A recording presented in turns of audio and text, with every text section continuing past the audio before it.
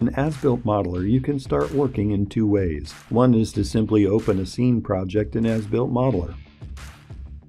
When you open As-Built Modeler, the project overview is presented, and depending on what folder you link to, may already contain your scene projects.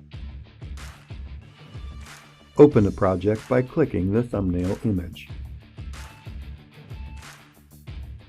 When the project is open, the project detail shows with some background information. This is a project from Scene. It contains 3 scans.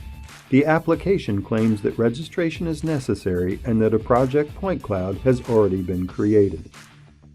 This is handy for the modeling effort as it speeds processing. When you click Explore, the project will display. Note that the Processing and Registration buttons are grayed out. This is because As-Built Modeler does not provide these processing tools. This is dedicated Scene functionality which you may need to run in Scene before continuing. Clicking Explore will display a 3D view that shows the content of your project. The interaction behaves the same as in Scene. Project already has CAD geometry. The philosophy is that As-Built Modeler opens any Scene project and the other way around. However, Scene will not be able to display the CAD geometry generated in As-Built Modeler. The second way to start working is to create a new project from scratch. For this, click the Create Project command in the Project tab. Enter a project name.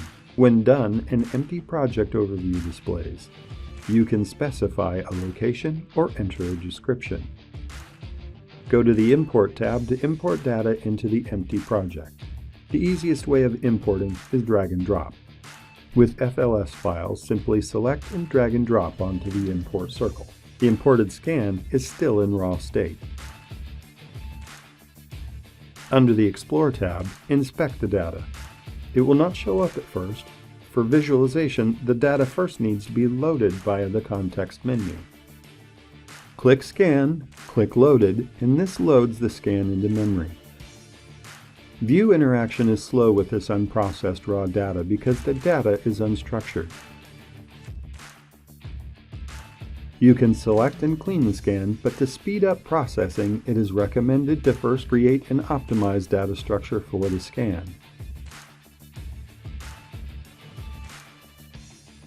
This is called a scan point cloud. Right-click the scan, select Operations, Point Cloud Tools, and select Create Scan Point Cloud.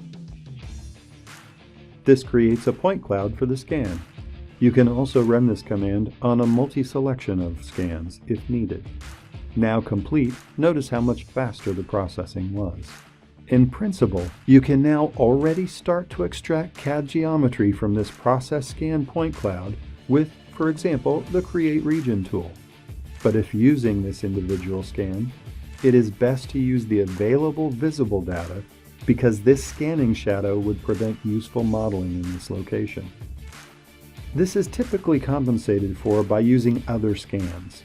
Load the second scan for this purpose. Other than using a series of individual scans, it is recommended to create a single integrated data source called a project point cloud. A project point cloud will integrate all scans in the project into a single data structure that will be used for modeling. When opening an existing project, the Overview page will show a project history and a white project history command. Both commands concern the file revision system. Click Project History. It shows you the times when your project was saved. Here there are just 2 revisions. You can step back into the past and open an earlier revision if necessary.